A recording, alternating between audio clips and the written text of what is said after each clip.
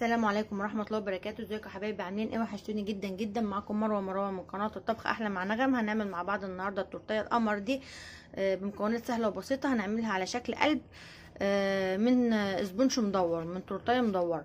هنعملها بطريقه سهله وبسيطه. التورتيه دي مقاس 18، بس ما شاء الله لما اتعملت على شكل قلب شكلها هيدي مقاس 20 25 كمان ما شاء الله يعني. هنعملها بطريقه سهله وبسيطه. التورتيه دي هديه مني لخطيبه اخويا حبيبه قلبي هاجر، ربنا يكمل لهم يا رب على خير ويسعدهم في ايامهم اللي جايه. يلا بينا نشوف الوصفه.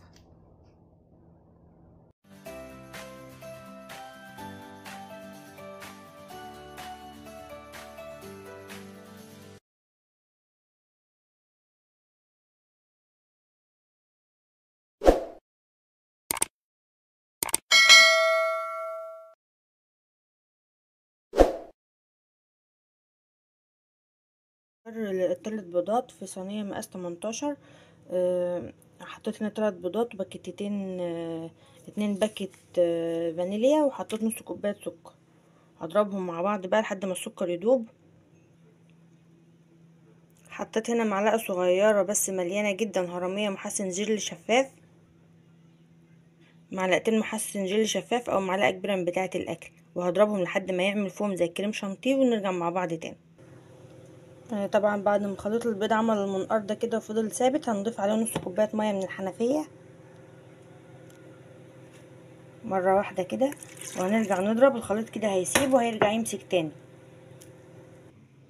انا حطيت هنا كوبايه ونص من بتاعه الميه دقيق ولازم تنخليه. وحطيت هنا برضو ربع كوبايه ما يعادل معلقتين كبار من بتوع الاكل هرميين نشا، يعني ربع كوبايه، يعني المجمل كله بتاع المواد الجافه في المقدار بتاع الثلاث بيضات كوبايتين الا ربع، يعني كوبايه ونص دقيق وربع نشا. وحطيت هنا معلقه صغيره من بتاعه الشاي مليانه هرميه زي ما انتم شايفين كده. كيك شيف البيكنج باودر بينفش برضو كل حاجه، بس بيغمق الاسبونج. الكيك شيف بينفش والكلام ده كله، بس بيخلي الاسبونج فاتح. وانا نسيت احط في الخليط بتاع البيض معلقه كبيره خل، فهحطها دلوقتي عادي قبل ما احط الدقيق. في الوقت ده انا كنت ولعت الفرن على درجه حراره 180، او لو مفيش عندكم ارقام في الفرن يبقى درجه حراره متوسطه. انا الحقيقه اول مره اعمل المعيار ده لوحده كده. انا دايما كنت بعمل معيار السبع بيضات في الصواني اللي عندي، بس انا المره دي هعمله في حاجه ستانلس. اول مره اجربه في حاجه ستانلس، واول مره اصلا اعمل 3 بيضات لوحدهم كده. كنت دايما شغاله بمقدار السبع بيضات واعمل بيه السبونج اللي انا عايزاه، ولو اتبقى مني حاجه احطها في الفريزر على مقاس الصاج اللي عندي اللي هو 40 في 50 ده. هحط هنا الخليط بقى بتاع الدقيق والكيك شيف والنشا واحده واحده كده، واضرب على اهدى سرعه. يا اما تعملها بالسباتيولا، المهم ما تخرجيش الهواء اللي انت دخلتيه، وتحطيه على مرحلتين او 3 على حسب بقى ما انت هتحطيه ازاي، بس اهم حاجه تضربي في اتجاه واحد. انا هعمل المره دي حله او صينيه مقاس 18 مقدار ال3 بيضات. لو مقاس 20 هيبقى مقاس مقدار ال4 بيضات، هيبقى نفس كميه المكونات دي كلها. نص كوبايه سكر ونص كوبايه ميه ومعلقه صغيره كيك شيف ومعلقه كبيره محسن جل بس 4 بيضات، وبدل كوبايه ونص دقيق هتحط كوبايتين الا ربع دقيق، وربع النشا برضو موجود. يعني المجمل بتاع ال4 بيضات اللي هو مقاس 24 في حل 24، المجمل بتاعه كوبايتين بالظبط مواد كافة. ده المجمل بتاعه بالنشا كوبايتين الا ربع. هضربها بقى وارجع لكم. هحط هنا اخر كميه من الدقيق. نسيت اقول لكم لو انتوا عايزين تعملوا الاسبونج بالشوكولاته تشتغلوا معلقتين من الدقيق، عفوا عندي بس برد في زوري. تشتغلوا معلقتين من الدقيق وتحطوا معلقتين كاكاو خام اسباني، وتعملوه في مصفى علشان دايما بيبقى فيه كتل كده من الرطوبه اللي فيه. وبيجي ساعات والله انا ما بشتلش اصلا معلقتين الدقيق دول، يعني على حسب. افتكرت اشتلهم قبل ما احط الشوكولاته الكاكاو، بشتلهم ما اشتلتهمش ما بيفرقوش يعني. ممكن تحط قصادهم معلقه ميه لو انت مش عايزه تشتري معلقه الدقيق دي، معلقتين الدقيق دول، وتحط الشوكولاته الخام البودر وتحط معلقه ميه قصادها عادي مش مشكله. انا حطيتها هنا في العلبه الستانلس اللي هي العلبه بتاعه المضرب الكهربائي اللي كان عندي في الاول اللي هو كان اتحرق ده. هي هي غويتها وكل حاجة، يعني العمق بتاعها كبير، بس انا برضو زودتها بورق الحراري زي ما انتم شايفين كده، بورق الحواوشي. عملت ده مجوز اتنين كده، واحدة كبيرة كده طبقتها بالطول كده مجوز، يعني هي خدت مني 2.5. وعملت برضو واحدة قطعتها على شكل مثلث كده، قست من نص الدايرة بتاعة القطر بتاع القاعدة، وقطعتها على شكل مثلث، والبقى من الورقة نفسها حطيته في القاعدة برضو تحت الدايرة، علشان انا اول مره اعمل في الستانلس ده وخايفه انها تتحرق مني. وكمان انا ببقى اعمل في الصاج بحط الشبكه بتاعه الفرن في النص، بحط تحت منه صاج فيه ميه او صينيه فيها ميه، عشان برضو ايه الصاج ما يتحرقش. فده مش مكفي ان انا احط الشبكه في النص، فانا خليت الشبكه على اول حاجه من تحت خالص، وخليت النار متوسطه على درجه 180 كده، وهحطها دلوقتي معاكم في الفرن، وهنشوف هتاخد قد ايه، وربنا يسترها وما تتحرقش بقى. هقول لكم لما تطلع هي خدت قد ايه. وهوريها لكم برضو ان كان حصل فيها اي حروق او اي حاجه من كده، عشان الستانلس يعني ده اول تجربه ليا برضو معاكم، وهنشوف ونقول النتيجه ايه. دي مش حله، ده حاجه ستانلس كده، دي اللي هي الحله بتاعه المضرب اللي هو بتاعي القديم، المضرب اللي لونه كان لونه فضي كده، كنت بشتغل بيه في الاول في بدايه الشغل بتاعي في الاول، بس كان اتحرق، فكنت بستخدم بقى الحله دي، فبضرب فيها مثلا لما اكون هضرب كوبايتين كريمه مره واحده او حاجه، يعني بتاخد كميه كبيره شويه. عملت فيها، كانت اول مره اشتغل فيها في الاسبونج، كنت خايفه لا تحرق الجوانب، فكنت مخليه الورقه تبقى مجوز، يعني تانية الورقه مجوز، علشان برضو ايه تبقى الحراره مش واصله للاسبونج قوي. ما شاء الله، دي مقدار 3 بيضات مقاس 18. الحله دي عملت لي التورتيه ده هتطلع 5 ديسكات محترمين يعني، هتشوفوهم دلوقتي. بقشر طبعا اي حاجه يكون لونها غامق شويه زي ما انتم شايفين كده بالترانش. الترانش ده حلو جدا، سواء في تقطيع تورت او في جاتو او اي حاجه من الحاجات دي، بجد اللي بيشتغل ما يقدرش يستغنى عنه.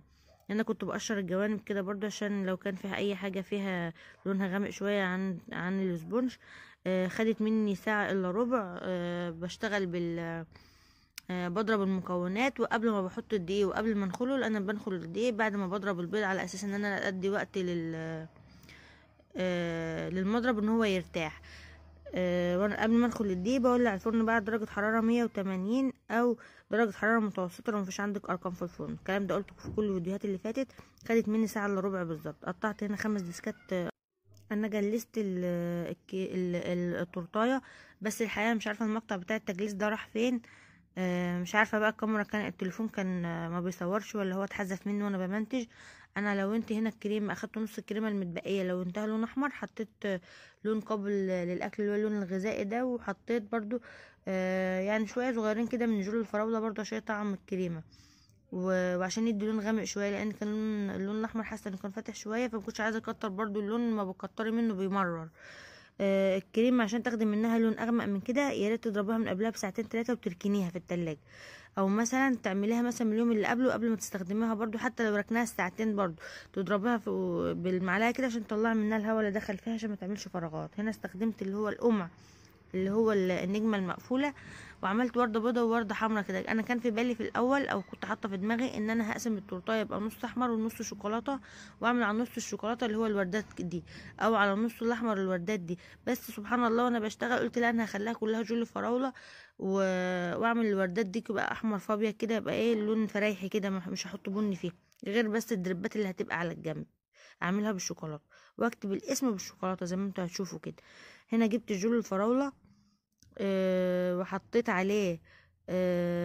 كان عشان كان في التلاجة ونسيت اطلعه، فكان تقيل قوي. حطيت عليه نقطة صغيرة، يعني بالظبط نقطتين 2 مية عاديين كده، ان انا افكه شوية، وضربته بالمعلقة، وقمت حطاه على اساس ان هو يبقى سهل في الصب. وعشان انا كنت بشتغل التورتايه وانا مستعجله، ما كنتش بحطها في التلاجة انها ترتاح. لو كنت حطيت الجول الفراوله وهو ماسك نفسه كده، وجيت افرده بالمعلقه على الكريمه، كان هيطلع الكريمه، لان الكريمه ما ارتاحتش اصلا في التلاجة، الكريمه البيضه اللي على بتاعت المتجلسه على الوش دي. فانا خفيته بس بنقطتين 2 بالعدد، بس ميه من الحنفيه. وضربته كده على اساس اشوفه وانا بنزله الوقت، هتلاقيه سهل ان هو بتصب ويتفرد كده، هيبقى سهل. شايفين ده اللي انا اقصده. عملت الجزء الابيض ده كله كده بالجرو الفراوله، وحطيته في التلاجة، بس ما غيبتهاش للاسف بقى ان هي ما غابتش، هتعرفوا ليه دلوقتي. هنا بقى كنت انا حطيتها 5 دقايق بس في التلاجة، والمفروض ده حاجة غلط، يعني المفروض ان انت تحطها اكتر من كده. حبيت اكتب بقى بجناش الشوكولاتة. هنا انا كتبت الاسم زي ما انتم شايفين كده، كتبته بجناش الشوكولاتة. والمشكلة اللي حصلت بقى ان انا ما حطيتش التورتايه في التلاجة انها تسقع، وان الجيلو اللي على الوش ده يجمد ويشد نفسه كده. انا لما كتبت لقيت على ما حطيت بقى الكريسبيات وحطيت البسكوت زي ما انتم شايفين كده، وبفنش بقى فيها بقى من الجنوب كده، لقيت الاسم نزل. يعني لقيت ان الاسم اللي هو مكتوب فيه الاسم بتاع محمد ده نزل خلاص، يعني يعتبر نصه طلع بره التورتايه. وحتى زي ما انتم شايفين هنا برضو تحسوا اللام بتاعت كلمه العروسين دي، برضو اللام اترحلت على اليمين خالص كده، بس هي الحمد لله جت وقفت كده، ما نزلتش يعني ما وقعتش. فلازم قبل ما تعملوا اي حاجه طالما فيها جيلو لازم تحطها في قلب التلاجة ساعه 2 3 براحتها خالص علشان يبقى ماسك نفس. وهنا عملت جبت شوكولاته خام اللي هي سما، انا بستخدم اللي هي تقريبا سما، اللي هي القوالب اللي هي 200 جرام دي. سيحت منها حته صغيره كده على النار، ما حطيتش فيها زيت ولا حطيت فيها اي حاجه. حطيتها في كيس اللي هو استخدام مره واحده ده، وحطيتها على في طبق على بخار ميه كده، فسحت في قلب الكيس. عملت على حته ورقه فاكيوم كده، حطيت اللي هي دايرتين دول، عملت كانها دبله وخاتم يعني. ولونتها بالضغط دهبي زي ما انتم شايفين كده، وكسرت شويه بسكوت اوريو تكسير خفيف كده برضو باي حاجه عندك بقى. وحطيت عليهم شويه ضغط ان هما يدي اللي هي التشبيحه بتاعه البني والاصفر مع بعض دي كده، وحطيتهم في الجنوب علشان برضو ما اسيبش الجنوب بتاعه التورتايه فاضيه. ولو انت اللي هو البسكوت اللي هو الميني اوريو اللي فوق ده، حطيت برضو عليه ضغط وحطيت 3 فوق كده. وجبت اللي هو الكريسب الذهبي اللي فوق ده اصلا لونه بني، بس برضو لو انتوا بالضغط حطيت شويه كده في الغطا بتاع العلبه بتاع الضغط. وحطيت عليهم شويه ضغط ذهبي ويعني وحركتهم في قلب الغطا كده شويه لحد ما خدوا اللون الذهبي، وحطيت على الوردات دي كده. انا كان عندي هنا كنت منزله فراشات من بنترست، كنت اول مره اطبع اللي هو الطبارات دي، فطبعتها في المكتبه. هي المفروض تطبع في المكتبه على ورق تقريبا تصوير، او في الاستوديو بتاع التصوير نفسه. فانا ما كنتش اعرف الكلام ده كله، انا كنت اول مره اعمل الحاجه دي. آه، فطبعتها في المكتبه، فطبعوها على ورق زي بتاع اللوح كده، هي نفس اللون وكل حاجه. بس كان هنا التليفون هيقع. بس الورقه ما بتسيبها على الكريمه كده بتبوش، مش زي الورقه اللي هي بتاعه التوبر نفسه اللي هو الاصلي اللي هو بتاع الصوره، ورق الصور اللي بتطبعيه في الاستوديو. لا، فانا حطيت هنا الورق كده، حسيت ان هو بيبوش. يعني بعدها بساعتين 3 كده حسيتها وهي في التلاجة كده، حسيت الورق بدأ يشرب المية من على الكريمة كده، والورقة بدأت تبقى مش ماسكة نفسها. فهنا انا عملت ايه بقى، اشتلت الطبارات دي تاني. اشتلتها خالص، وعلى ما جيت اودي التورتايه قمت انا حاطه ورق طبارات تانية بقى على تبقى ماسكه نفسها كده، ويبقى شكلها حلو.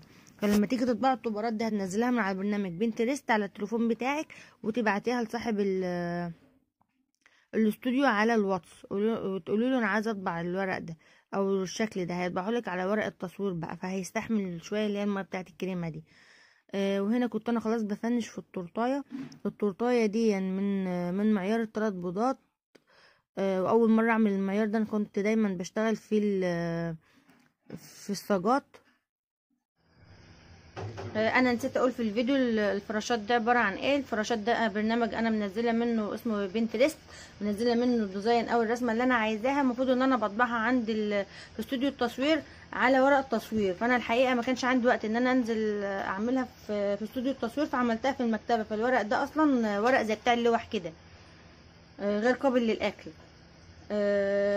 في اشكال تانية بتبقى قابله للاكل، يعني بتبقى بتتعمل في اماكن تانية بقى غير بتاعه التصوير دي. انا نزلت الديزاين بتاع الفراشات ده وعملته بالطريقه دي، والحمد لله مخلي شكل التورتيه جميل جدا.